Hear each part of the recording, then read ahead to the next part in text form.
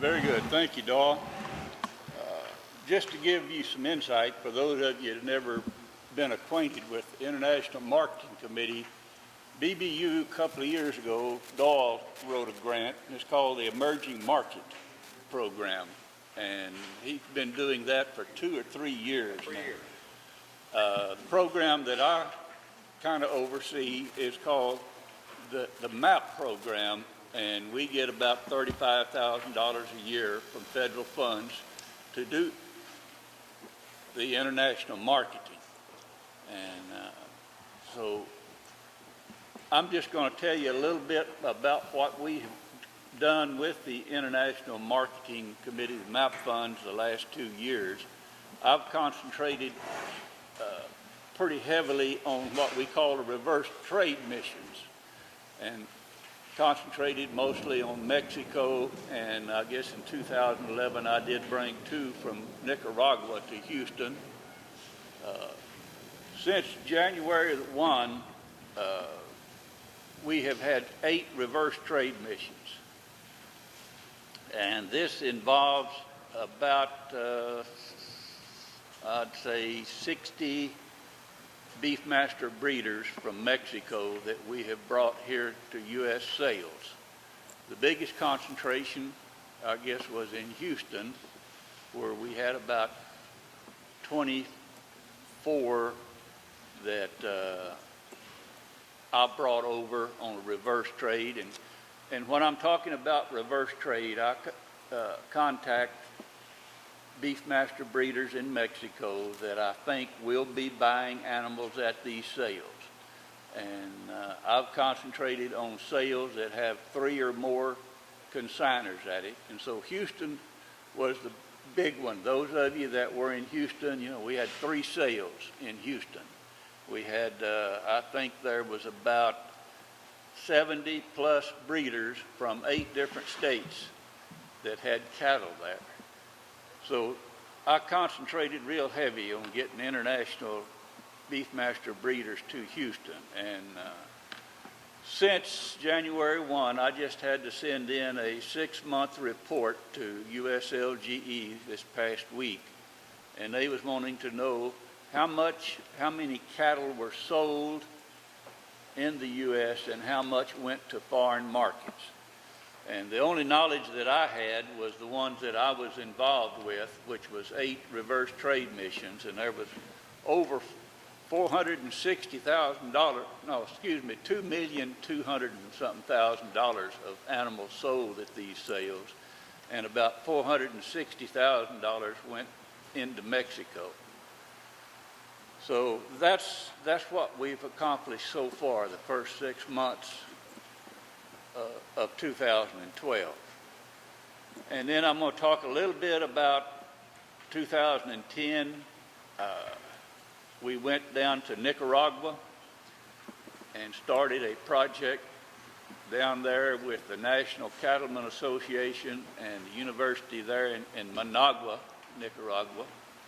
And the following year, we sent down, I guess it was, no, at the end of that year, we sent down about 1,100 straws of donated beefmaster semen. And I got an email back from the past president a couple of weeks ago, because I was wanting to get some people to go down there and follow up on this project. And there's been over 200 crossbred calves born in Nicaragua since that semen had been used. And so, you know, and our hope is they was wanting beef down there, and most of the cattle are Brahma, Charolais, Simmental, and dairy cattle. And so this semen was used a lot in the Brahmas and the dairy cattle.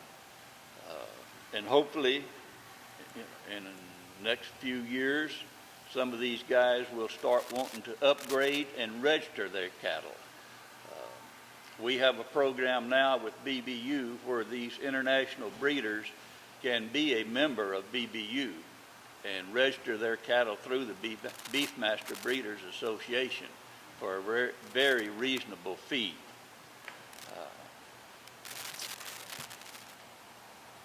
And I think Marie and Dalton passed out for those of you some things that I've come across in the last year or two. If you were to be interested in shipping live cattle to a foreign country, I didn't know the protocol 2 years ago, and I came across these things from the Texas Department of Agriculture and the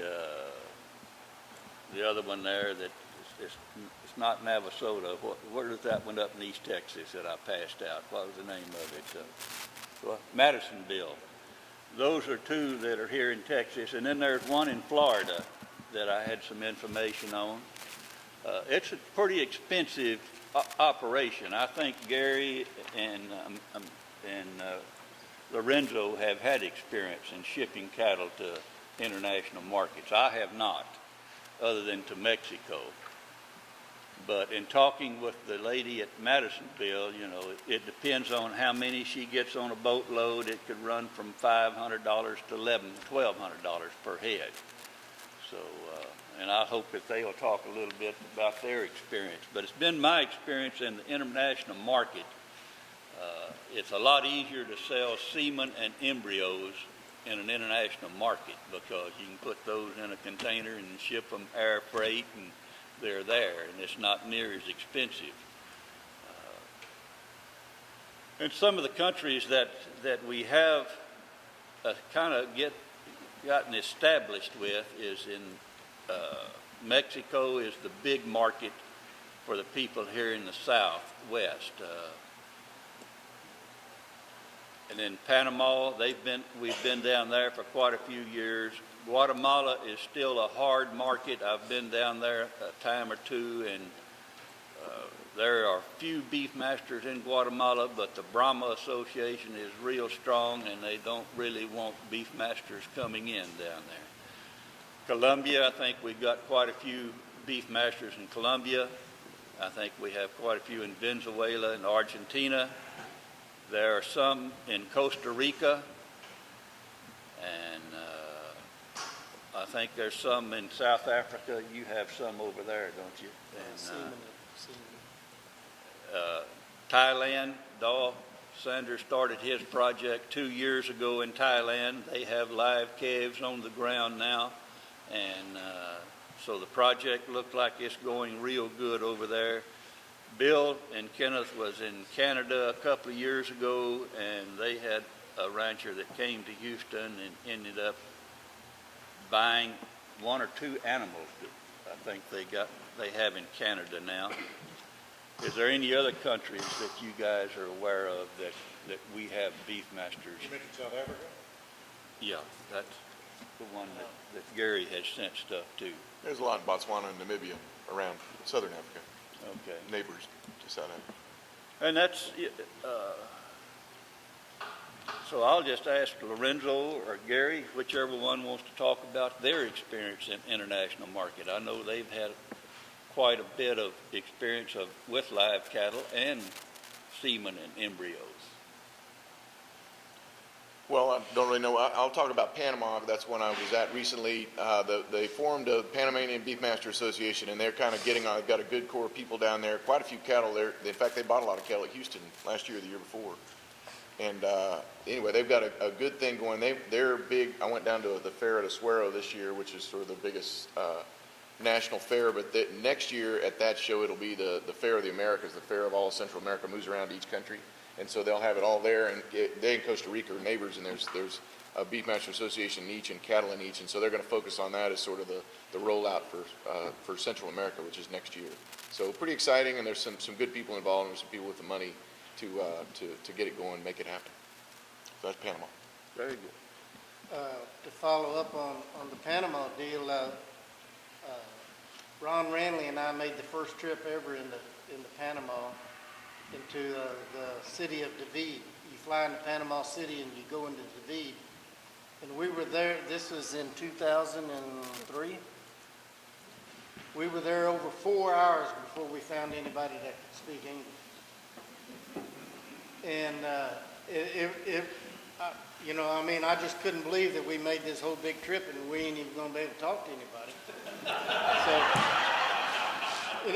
Anyway, as it turned out, I made 5. We donated 1,000 straws of semen through the International Committee. 1,000 straws of semen was made. I made 5 consecutive trips down there, visiting with these guys that distributed the semen to universities as well as breeders and commercial producers. There was several breeders that initially got in that wanted some registered cattle, that we did ship them some live cattle. But I think it's turned into a great success. So Lorenzo followed up now, and Panama signed on with us as international members.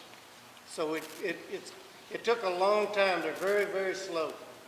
All of the South American countries are very slow to come on board, but when they do, they will make a push. And I got to tell you, there's some good cattlemen down there, very good cattlemen. We're not going to shove any inferior genetics on them because they got a pretty sharp eye for their cattle. So one other thing about the live cattle, we did send some yearling heifers and some yearling bulls over there. They did go by ship. I think it took them 14 days, 18 days, 28 days, something like that. It was a pretty long time. I don't know if anybody's, I can't remember how many days it was. They put them on a ship. They were supposed to been put in individual containers. To make a long story short, all of that went fine. There's a number of health issues that's involved if you're going to ship live cattle before they can ever leave here with a lot of requirements. But what happens when they get over there and they do send a veterinarian, an accredited veterinarian, makes the trip with those cattle on the ship. But when they arrive there, they put them in quarantine for 14 days before they release them. Well, what they did was they commingled the cattle together. And during that period of time, some of the heifers got bred because they commingled them. And then when they took them back to the farm and ranch, they had an outbreak of anaplasmosis, the fever tick. Deal got a hold of them, and they had one animal did die, and a number of them got sick. But that goes back to management. It wasn't the health of the cattle initially that was good, but when they got down there, there's quite an environmental change, and the cattle have to adapt pretty quick. So they're saying that it's better to send embryos than live cattle because the host female, the recipient, has built-in immunity, and that calf will do a lot better than the ones that you send live. So there is some issues there as far as management is concerned and health. Bill, would you like to share your experience with getting cattle into Canada? Well, of course, Canada was a new offering. You know, I think people have been there from BBU before, but to Calgary and Edmonton, and spent an hour going in there. And one of the biggest problems we had to start with, of course, was breed recognition. You know, we are not recognized there as a breed. So when you talk to them, you know, you're basically butting up the wall like you are in the South American countries to start with. But we did run into a young gentleman there, Cameron Olson, who by the internet the next year bought a heifer from Mike Colley and brought it up there. Well, the next year we went back up because he was going to show that heifer, which he did. You know, everybody was, of course, looking at the booth. We were set up at the booth, wondering what a Beefmaster was. And of course, they liked what they saw, and the heifer went up in an open class, because of course there wasn't any Beefmasters there to show against. And, well, she got reserve champ, which was unheard of. And she beat out a cow-calf pair, and a cow-calf pair beat her. But, you know, that shows what can be done, and their biggest thing, too, was, you know, it's a cold climate, you know, and they stay up here.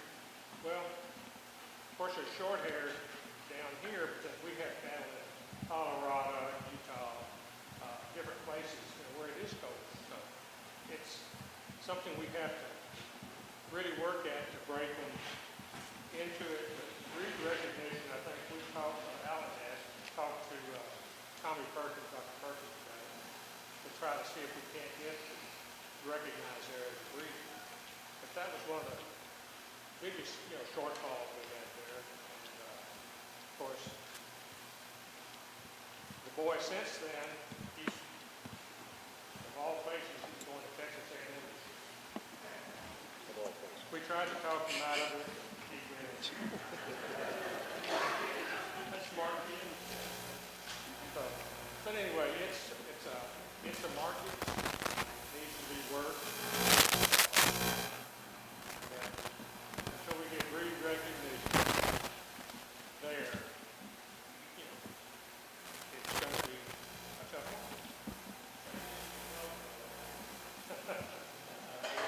But they recognize that the animal it gathered a lot of attention. Everybody wanted to know what it was. They couldn't believe it.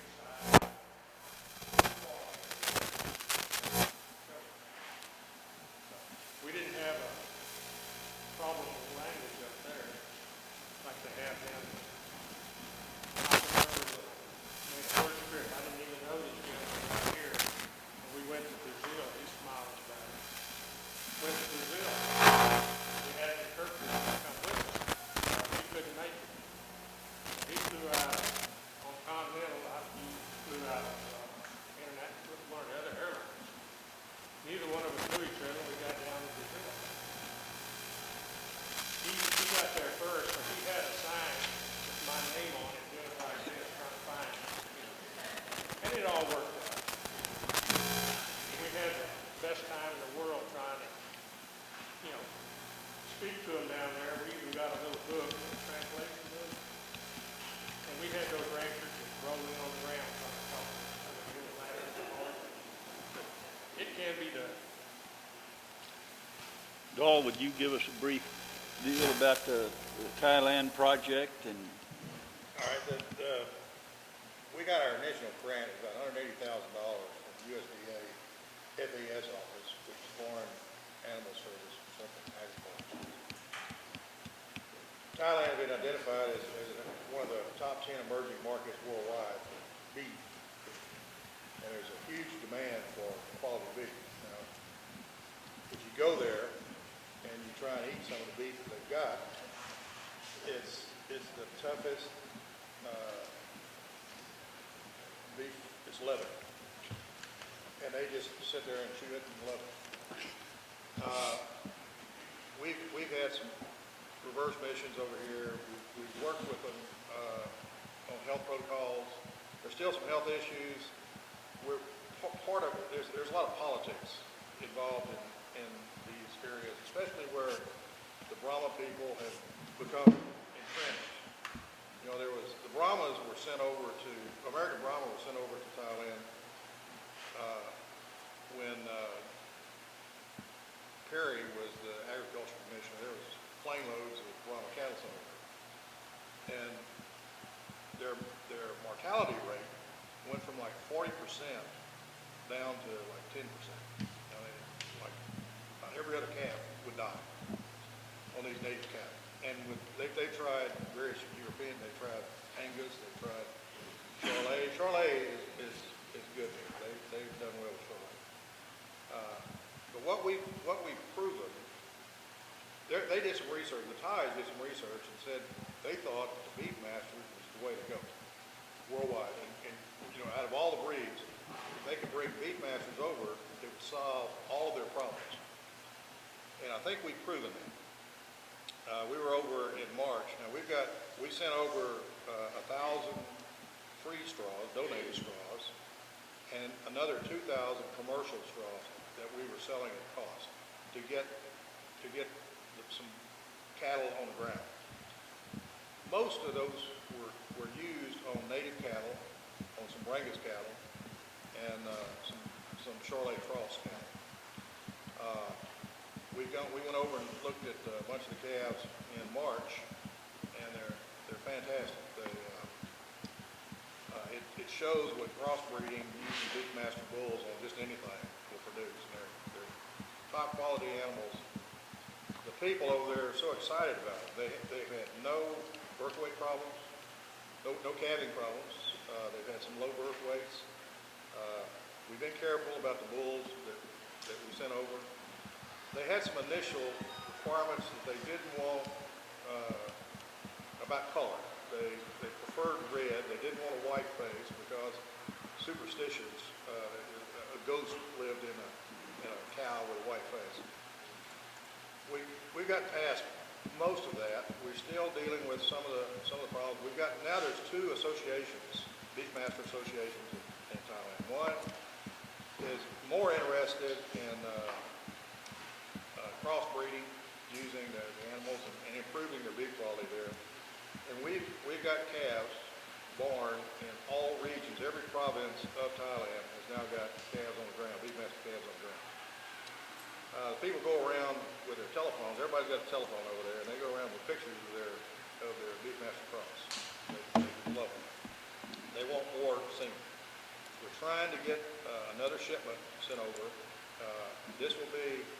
We're going to be able to increase our return a little bit to where it's not free and it's more than covering the cost.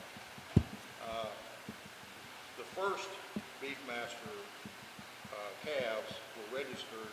First high Beefmaster calves were registered this week. I think Tommy, we had a group. There were some embryos sent over that were out of the Frenzel herd. I saw two of those. I saw a bull and a heifer. We're trying to work with them on what they're trying to do. I was hearing like, well, now that we've got this purebred Beefmaster bull, we're going to sell cheap semen off this bull. When you look at the bull, he probably ought to be a colt. But he's a registered Beefmaster bull. The heifer was an outstanding looking heifer. I mean, she was well built, well structured.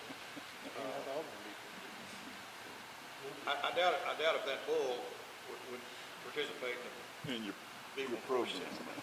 But anyway, that group is interested. What they're really primarily interested in is showing cattle. They want to show Beefmaster. They want to show the Beefmaster breed in the ring. And they bought an investor. One of the investors bought a bull from Mike Collier. There was a show heifer that was bought in Houston. They're being kept local and sending over some genetics out of breed animals. And there's some control issues there where they're trying to make sure that the proper people get them to win the shows. So they're planning. They've announced they're going to be buying some more show-type animals over there. The other association is really more interested in advancing the breed. We've got a lot of interest been established in other neighboring countries. They follow Thailand's lead. Vietnam, Malaysia, Laos, Cambodia, Philippines. They all want Beefmaster. They've seen them. They've seen them on the ground. We're now trying to invite, rather than bring them all the way over here to see them, we're trying to invite them from Malaysia into Thailand to go to some of the farms there and look at the cattle on the ground. We went to one BT ranch there, where there's one, this farmer, they call themselves farmers. This Beefmaster farmer there, they're cattle farmer. He's got 100 head of cattle on 2 acres. It's all underpinned. And what he's doing, he's so excited about the Beefmaster calves he's doing, he's putting them out to his neighbors. So from that initial location where I think he got about 50 straws of semen, he's now just fencing out to where he's going to make sure his neighbors get 4 or 5 heifers and then breed them up. So there's a lot of excitement over there. I think it's a lot of opportunity, and what it's going to do is it's going to advance our breed in that part of the world, and it'll impact everybody here that's breeding Beefmaster cattle. Okay, thank you, Doyle. Just to give you a little insight of what we're looking in the future in international market, Dr. Perkins and I, it's been a month ago, we were in Australia at the Rockhampton Beef Expo, which was one of the largest livestock expos in Australia. There was 31 breeds being shown at this show, and in attendance at the show, they had people from 41 different countries. So there was a big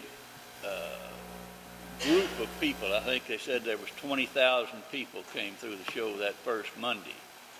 And the thing that impressed me more than anything was, and I'd never seen this before in any of the deals, in Mexico they have grading of the heifers of different categories and the young bulls different categories, and then they declare champions of all of this. Well, down in Australia they do the same concept, and on that Thursday the champions of each 31 breeds competed against each other with 3 judges, and a drought master bull ended up as what they call the supreme bull of that show.